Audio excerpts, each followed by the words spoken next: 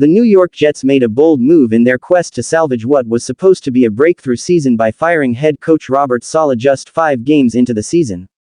With a roster stacked with high expectations and star power, including 4-time MVP Aaron Rodgers, the franchise hoped that letting Saleh go would spark a change and steer them towards playoff contention.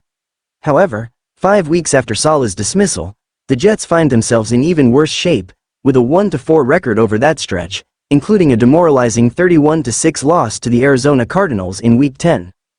The decision to part ways with Saleh appeared, on the surface, to address an underwhelming start. New York's record stood at 2-3 after Week 5, but a closer look showed the Jets were painfully close to a winning record. In Week 4, the Jets missed a last-minute field goal that would have secured victory over the Denver Broncos, and a week later, they were within reach of defeating the Minnesota Vikings before Rodgers' third interception of the game sealed their fate. These narrow losses underscored both potential and inconsistency. An optimist might have argued that the Jets were only a few key plays away from a 4-1 start. Despite this, the Jets management opted for a glass-half-empty approach and decided Saleh was not the man to lead the team forward. But the team's response on the field has been anything but inspiring, and the gamble to remove Saleh has yet to deliver results. At the core of the Jets' struggles is Aaron Rodgers.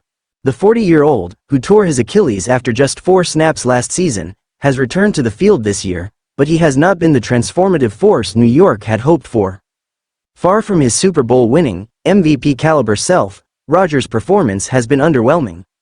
With a passer rating of 86.8, set to be his lowest since he became a full-time starter in 2008, Rodgers has not found his rhythm. Through 10 games, he has yet to break 300 passing yards in a single game, while his completion percentage ranks among the worst of his career. Most troubling are the interceptions. He has thrown 7, nearly surpassing his typical season totals from his prime years, when he averaged fewer than 8 interceptions annually from 2011 to 2021. Rodgers reuniting with former Green Bay offensive coordinator Nathaniel Hackett has done little to reignite his spark. Hackett, who had success alongside Rodgers with the Packers from 2019 to 2021, was stripped of his play-calling duties shortly after Saleh was let go.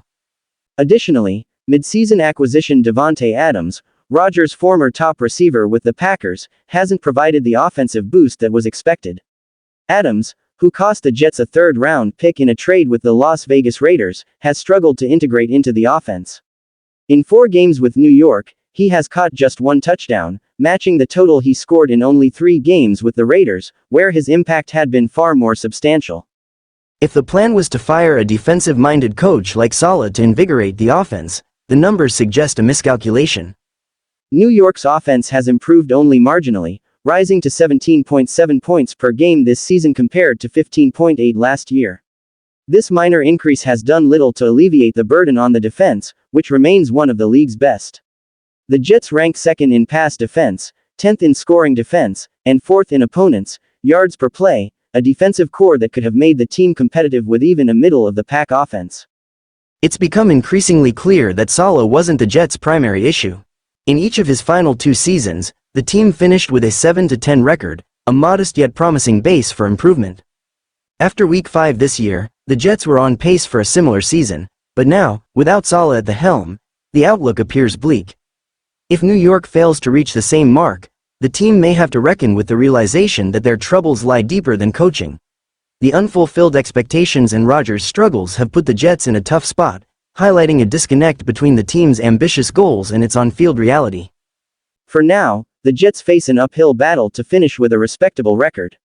They hope to build a contender around Aaron Rodgers, but with each passing week, it seems more apparent that coaching wasn't the only issue holding them back.